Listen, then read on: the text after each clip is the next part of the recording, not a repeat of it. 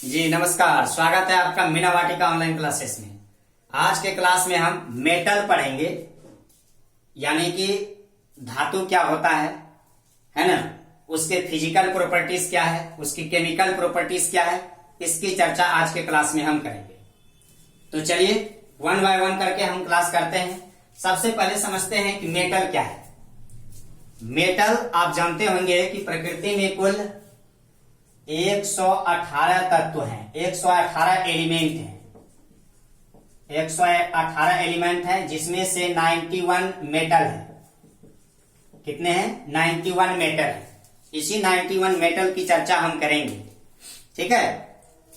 धातुएं जो है सामान्यतः रूम टेम्परेचर पर सॉलिड होती है। आपने पढ़ा होगा कि जो मेटल्स होता है वह सामान्य ताप पर क्या होता है? ठोस होता है, यानी सॉलिड होता है एट रूम टेम्परेचर पर। क्या होता है? सामान्य ताप पर ठोस होता है। क्या होता है? याद रखिएगा कि धातुएं क्या होती है? सामान्य ताप पर ठोस होता है, यानी कि सॉलिड एट रूम टेम्परेचर। लेकिन एक्सेप्शन में याद रखिएगा पारा, एक्सेप्शन में याद रखिएगा पारा, जबकि नहीं होता है। ये अपवाद में है, ये जो है लिक्विड मेटल्स है, समझे। साथ ही साथ ये चमकदार होती है, शाइनी होती है, हमेशा याद रखिएगा। दूसरा बात क्या होता है? ये चमकदार होता है, चमकदार होता है मतलब कि शाइनी होता है, नहीं चमकदार होता है। साथ ही साथ क्या होता है? औघात वर्धनीय होता है, औघात वर्धन मेलिएबल होता है, और आघात वर्धनीय होता है, यानी कि मेलिएबल होता है, मेलिएबल होता है। एकदम ध्यान से देखते चलिएगा, चीजों को एकदम समझ में आएगी। मेलिएबल होता है, औघात वर्धनीय होता है, साथ ही साथ लोचदार होता है, जिसे आप डक्टाइल कहते हैं। क्या कहते हैं? डक्टाइल कहते हैं, लोचदार, लोचदार यानी डक्टाइल, डक्टाइल होते हैं। साथ ही साथ उष्मा एवं विद्युत के सुचालक होते हैं। क्या होते हैं? उष्मा एवं विद्युत के सुचालक होते हैं, यानी good conductor of heat and electricity. दोनों का ही गुड कंडक्टर होते हैं। इसमें इतनी क्वालिटी जो है मेटल्स में होते हैं। अब मैं देखता हूं फिजिकल प्रॉपर्टीज ऑफ मेटल, यानी कि धातुओं के भौतिक गुण क्या हैं। चलिए अब इसे देखते हैं। फिजिकल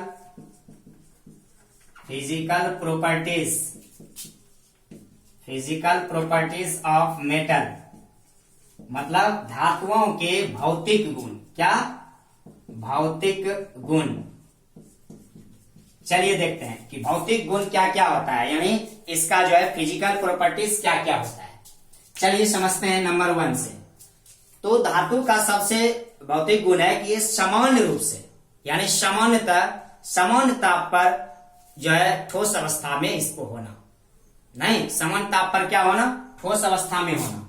पहला बात क्या याद रखिएगा? सामान्य ताप पर ठोस अवस्था में होना, ठोस अवस्था में होना।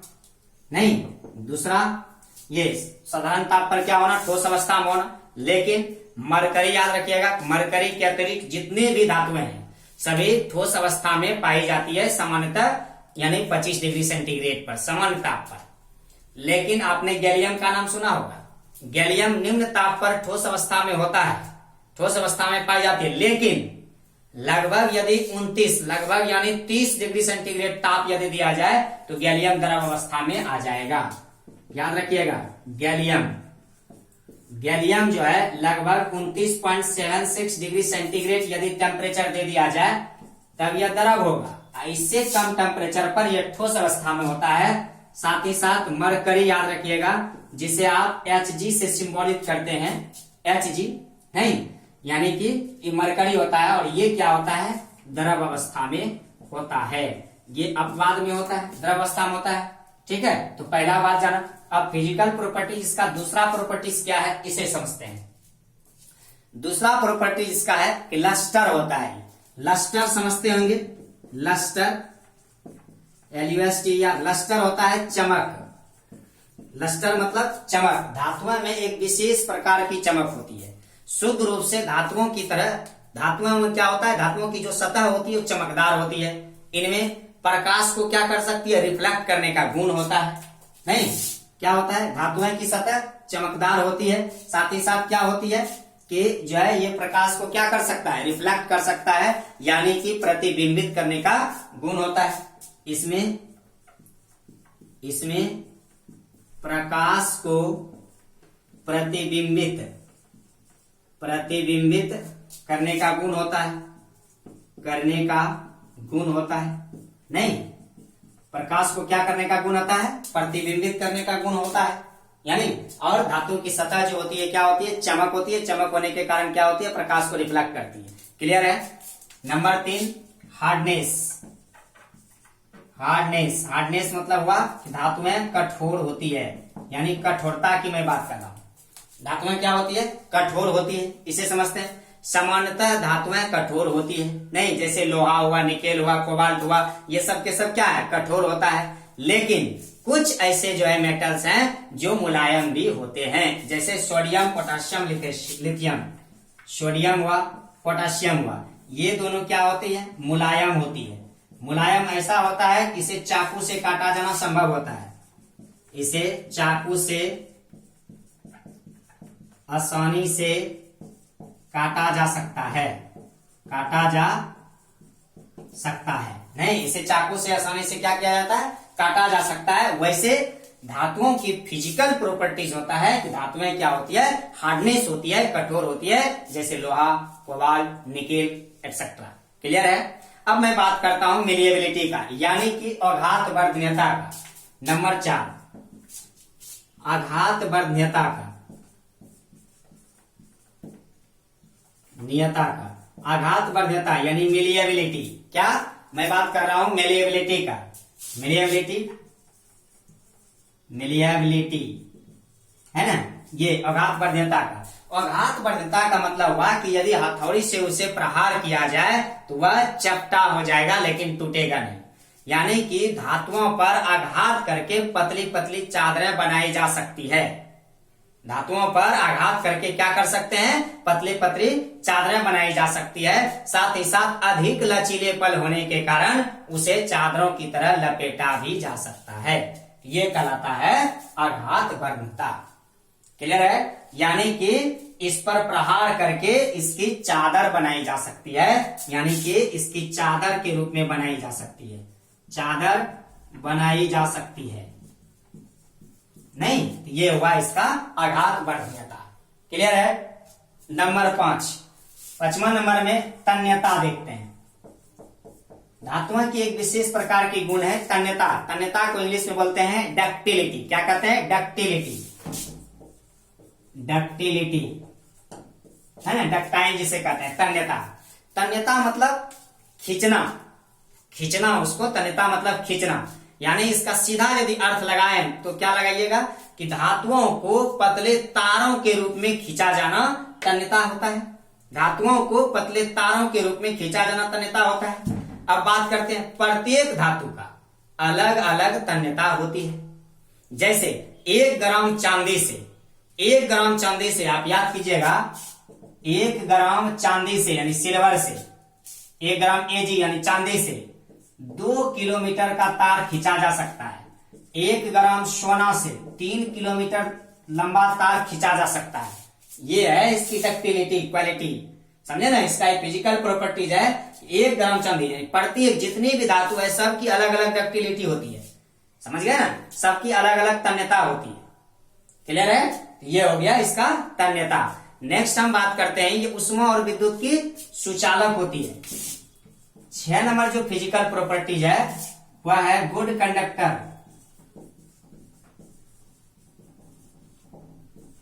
Conductor of heat and electricity. Good conductor of heat and electricity यानी ऊष्मा और विद्युत का क्या होती है, ये सुचालक होती है। क्या होती है, सुचालक होती है। अब बात करते हैं कि ऊष्मा और विद्युत की सुचालक होती है। सबसे ज्यादा इसमें विद्युत की सुचालक में आएगा तो चांदी आता है सबसे पहला नंबर पर। फिर आता है कॉपर, फिर आता है एल्यूमिनियम। एकदम याद रखिएगा, सबसे ज्यादा यदि विद्युत का सुचालक है तो चांदी है, फिर है कॉपर। क्लियर है? क्या है? चांदी है, फिर है कॉपर। नेक्स्ट की बात करते हैं, 6 नंबर हो गया। 7वां नंबर फिजिकल प्रॉपर्टीज मेटल का जो है 7वां नंबर, उच्च गलनांक और क्वथनांक, यानी हाई मेल्टिंग पॉइंट और हाई बॉइलिंग पॉइंट होता है मेटल का। यानी कि धातुओं के गलनांक और क्वथनांक क्या होते हैं? उच्च होते हैं। याद रखिएगा, उच्च गलनांक एवं क्वथनांक। धातुओं के क्या होते हैं? उच्च गलनांक एवं क्वथनांक होते हैं। हमेशा याद रखिएगा, जैसे लोहा का ले लीजिए, कोबाल्ट का लीजिए, निकेल का लीजिए, ये सब का क्या है? टंगस्टन का लीजिए, टंगस्टन का तो सर्वोच्च गलनांक होता है, सबसे ज्यादा गलनांक होता है टंगस्टन का, नहीं। और अधिकांश क्षारीय धातु के गलनांक और क्वथनांक निम्न होते हैं, यह भी याद रखिएगा। अधिकांशतः क्षारीय धातु के, अधिकांश क्षारीय धातु के गलनांक एवं क्वथनांक है ना, निम्न होते हैं, निम्न होते हैं, याद रखिएगा। वैसे तो सारा धातु जो है उसका गलनांक और क्वथनांक उच्च होते हैं, लेकिन अधिकांश जो क्षारीय धातु है ना, एल्कली मेटल है, उसके मेल्टिंग पॉइंट और बॉइलिंग पॉइंट दोनों जो है कम होते हैं। समझे? जैसे में किसका कम होता है? जैसे में, जैसे आप लीजिए फ्रांसियम लीजिए, सीजियम लीजिए, रुबिडियम लीजिए, ये सब के नहीं, फ्रांसियम हो गया Fr, सीजियम हो गया Sc, नहीं, और रुबिडियम हो गया Rb, यानी ये सब धातु के जो है गलनांक और क्वथनांक क्या होते हैं? निम्न होते हैं। क्लियर है? निम्न होते हैं। नेक्स्ट देखते हैं, नेक्स्ट बात करते हैं। नेक्स्ट प्रॉपर्टी है, यानी 9वां नंबर प्रॉपर्टी है ना, ये होता है सोनोरस का नाम सुने होंगे, सोनोरस, यानी कि ये कहा जाए ध्वन्यात्मक हिंदी में, नहीं, या फिर अनुनादपूर्ण कहा जाए, सोनोरस होता है, सोनोरस है ना, अनुनादपूर्ण, अनुनादपूर्ण। अब ये कौन सी फिजिकल प्रॉपर्टीज है मेटल का, ये समझते हैं। देखिए, ये मेटल का ऐसा प्रॉपर्टीज है कि लगभग सभी मेटल्स है ना, किसी ठोस सतह से टकराने से, किसी ठोस सतह से टकराने पर या किसी चीज से पीटने पर क्या होती है? उससे एक ध्वनि उत्पन्न होती है, यही होता है सोनोरस। यानी कि मेटल को किसी भी चीज से टकरा दीजिए या उन पर चोट कीजिए तो क्या होगा? ध्वनि उत्पन्न होगी, एक एकदम मस्त ध्वनि, नहीं, जो से सुनने को दिल चाहे। मतलब कि इससे सोनोरस कहने का मतलब एक सुंदर ध्वनि, नहीं, अनुनादपूर्ण ध्वनि उत्पन्न होती है, वही सोनोरस होता है। यही कारण है कि आप पढ़े होंगे परंपरागत अलार्म घड़ियां, जो परंपरागत अलार्म घड़ियां हैं, अलार्म घड़ी का नाम सुने होंगे। अलार्म घड़ी नहीं, मेटल्स के बनाए जाते हैं, धातु के बनाए जाते हैं, साथ ही साथ स्कूल की घंटियां भी, साथ ही साथ स्कूल की घंटियां नहीं, इसी से निर्मित की जाती है, नहीं की जाती है, इसी से निर्मित की जाती है। क्यों निर्मित की जाती है? क्योंकि इसका एक फिजिकल प्रॉपर्टी है सोनोरस, क्योंकि धातु को किसी भी चीज से पीटने पर उससे टन टन की आवाज जो है निकलती है, ये इसका क्वालिटी है। इसी के वजह से जो है इसको क्या किया जाता है? इसमें स्कूल की घंटियां वगैरह मेटल से बनाए जाते हैं। चलिए अब कुछ केमिकल प्रॉपर्टीज की बात करते हैं।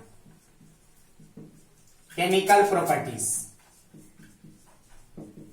केमिकल प्रॉपर्टीज मतलब, केमिकल प्रॉपर्टी मतलब धातुओं के रासायनिक गुण, धातुओं के रासायनिक गुण।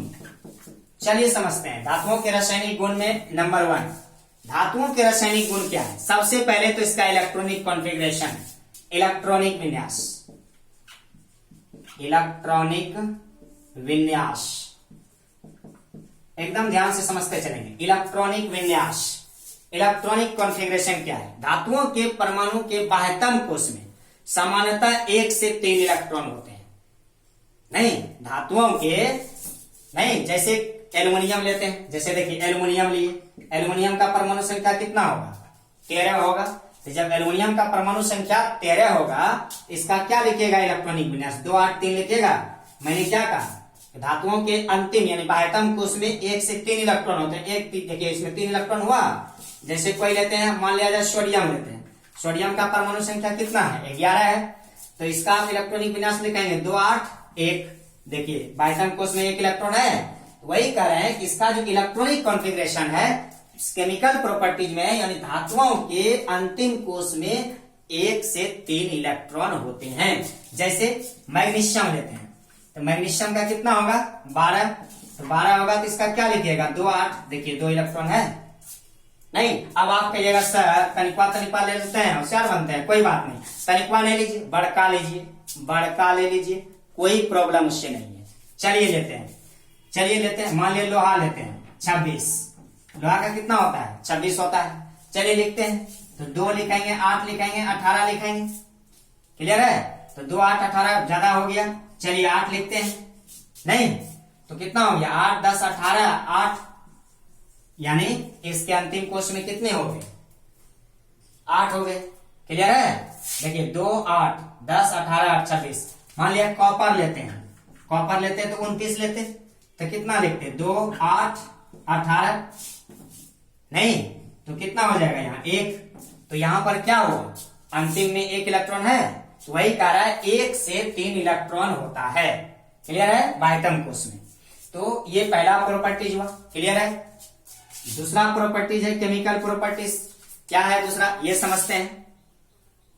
नहीं, यही जो अंतिम कक्षा में देख रहे हैं 1 से 3 इलेक्ट्रॉन, इसका क्या वजह है, नहीं इसका अष्टक जो है अपूर्ण होता है। लगभग अष्टक इसका क्या होता है अपूर्ण होता है, अष्टक इसका पूर्ण नहीं होता है। अष्टक पूर्ण नहीं होने के वजह से ये क्या होता है कि धातुएं अन्य तत्वों की अपेक्षा अधिक क्रियाशील होती है, अधिक रिएक्टिव होती है, मोस्ट रिएक्टिव होती है। क्यों होती है, क्योंकि इसका अष्टक पूर्ण नहीं होता है, अष्टक अपूर्ण होता है। यही कारण है कि अन्य सभी तत्वों की अपेक्षा धातुएं अधिक रिएक्टिव होती है, अधिक क्रियाशील होती है। क्लियर है, नेक्स्ट बात करते हैं, इलेक्ट्रॉन त्यागने की प्रवृत्ति होती है। इलेक्ट्रॉन त्यागने की प्रवृत्ति, नहीं अब देखिए इलेक्ट्रॉन त्यागने की प्रवृत्ति इसमें क्या है, इलेक्ट्रॉन त्यागने की प्रवृत्ति क्या है ये समझते हैं। तो धातुओं में इलेक्ट्रॉन त्यागने की प्रवृत्ति होती है, यानी ये क्या करती है tendency to lose electron, electron का लूज करती है। नहीं, धातुएं इलेक्ट्रॉन त्याग करती है, त्याग करके क्या बनाती है कैटायन बनाती है, धनायन बनाती है। जैसे देखिए मान लिया जाए एल्युमिनियम लीजिए, एल्युमिनियम का हुआ 13 हुआ, तो 2 8 इलेक्ट्रॉनिक कॉन्फ़िगरेशन 3 लीजिएगा। ये जो 3 इलेक्ट्रॉन है इसको ये क्या करेगा त्याग करेगा, एल्युमिनियम पर ये कैटायन चढ़ेगा 3 को। क्लियर है, मान लिया जाए क्लोरीन लेते हैं, तो क्लोरीन कितना हो जाएगा 17, तो लिखेंगे 2 8 7। अब ये क्या करेगा, सॉरी ये ग्रहण का उदाहरण हो गया। चलिए रुकिए, अभी त्याग करने वाला हम चल रहे हैं, त्याग करने वाला चल रहे हैं। जैसे हम चलते हैं सोडियम का परमाणु संख्या होगा 11 होगा, तो क्या लिखेगा 2 8 1 इलेक्ट्रॉन यहाँ जो है ये बाह्यतम कोश में, इस इलेक्ट्रॉन का क्या करेगा त्याग करेगा। जैसे त्याग करेगा इस पे एक कैटायन आएगा, यानी कि त्याग करके क्या करेगा धनायन बनाने की प्रवृत्ति होती है। साथ ही साथ इलेक्ट्रॉन ग्रहण करने की भी प्रवृत्ति होती है।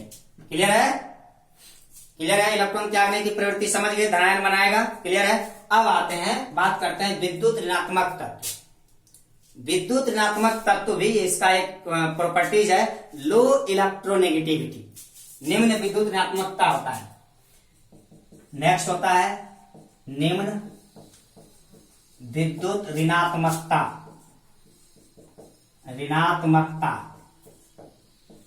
निम्न विद्युत ऋणात्मकता होता है, ये केमिकल प्रॉपर्टीज है किसका मेटल का, है ना। धातुओं की जो विद्युत ऋणात्मकता होती है वो क्या होते हैं निम्न होती है। इसका अर्थ है कि जो धातुएं है ना, धातुओं में अधातुओं के साथ जो है सहसंयोजी बंध बनाने के दौरान साझा किए गए इलेक्ट्रॉन की ओर से आकर्षित करने की क्षीण प्रवृत्ति होती है, नहीं कि आकर्षित करने की उतनी ज्यादा कैपेबिलिटी नहीं होती है जितनी की होनी चाहिए। क्लियर है, ये होता है विद्युत ऋणात्मकता। बात समझे, चलिए फिर से, धातुओं की विद्युत ऋणात्मकता निम्न होती है, अर्थात इसका अर्थ हुआ कि जो है धातुएं और धातुओं के साथ सहसंयोजी बंध बनाने के दौरान साझा किए गए इलेक्ट्रॉन को अपनी ओर आकर्षित करने की क्षीण प्रवृत्ति होती है, एकदम कम होती है। ये होता है निम्न विद्युत ऋणात्मकता। अब बात करते हैं ऑक्सीजन के साथ अभिक्रिया। ऑक्सीजन के साथ अभिक्रिया नहीं, ऑक्सीजन के साथ अभिक्रिया करके धातुएं क्या करती है? ऑक्साइड का निर्माण करती है। किसका निर्माण करती है? ऑक्साइड का निर्माण करती है, याद रखिएगा। ये किसके साथ निर्माण करती है? ऑक्साइड का।